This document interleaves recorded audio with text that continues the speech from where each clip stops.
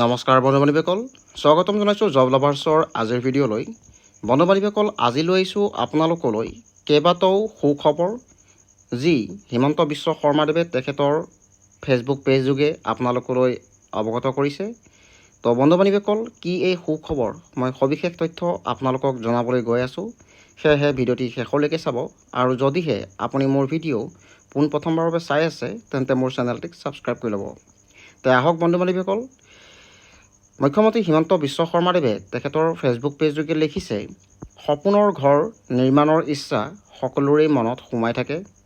আমাৰ ৰাজ্যিক কৰ্মচাৰীসকলৰ বাবে এই ইচ্ছাক ৰূপায়ণলৈ ৰূপান্তৰ কৰিবলৈ আপোন ঘৰ আঁচনিৰ পদক্ষেপ গ্ৰহণ কৰিছিলোঁ।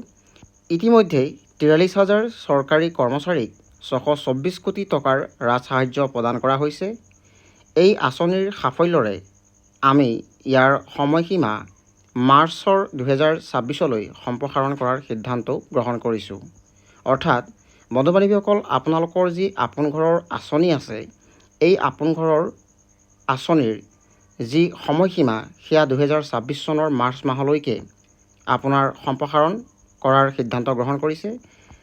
আৰু লগতে আপোনালোকৰ শিক্ষামন্ত্ৰী ৰুনুজ পেগুৱেও তেখেতৰ টুইটযোগে জনাইছে, আজি জনতা ভৱনত বিদ্যালয় শিক্ষা বিভাগৰ বিষয়ববীয়াসকলৰ সৈতে এখন পৰ্যালোচনামূলক বৈঠকত মিলিত হওঁ। বৈঠকত প্ৰাথমিক আৰু মাধ্যমিক শিক্ষা সঞ্চালকালয়ৰ অধীনত ২০২৫-২৬ বৰ্ষৰ বাবে বাজেট ধাৰ্য কৰা আঁচনিসমূহৰ সামগ্ৰিক পৰ্যালোচনা কৰা হয়। লগতে আলোচনা কৰা বিষয়সমূহত মূলতঃ নৱম শ্ৰেণীৰ ছাত্ৰ-ছাত্ৰীলৈ চাইকেল বিতৰণ, মুখ্যমন্ত্ৰীৰ নিযুত মইনা আঁচনি, শিক্ষাৰ্থীৰ বিনামূলীয়া নামভৰ্তি, উচ্চতৰ মাধ্যমিকলৈ উন্নীত কৰা হাইস্কুলৰ শৈক্ষিক আৰু আন্তঃগাঁথনিত পৰিৱেশৰ মূল্যায়ন, ২৫খন বড়ো মাধ্যমৰ মধ্য ইংৰাজী বিদ্যালয়ক মডেল হাইস্কুললৈ উন্নীতকৰণৰ যাৱতীয় অগ্ৰগতি, টিউটৰৰ মজুৰি আৰু শিক্ষকলৈ উন্নীতকৰণ, প্ৰধান শিক্ষক আৰু অধ্যক্ষ বাছনি প্ৰক্ৰিয়াৰ অগ্ৰগতি আদি। তো বন্ধু-বান্ধৱীসকল, এই আছিল আজিৰ ভিডিঅ'ত। কৰ্মচাৰীসকলৰ লগত জড়িত এনেধৰণৰ ভিডিঅ'সমূহ পাই থাকিবলৈ মোৰ চেনেলটিক ছাবস্ক্ৰাইব কৰি ল'ব। ধন্যবাদ।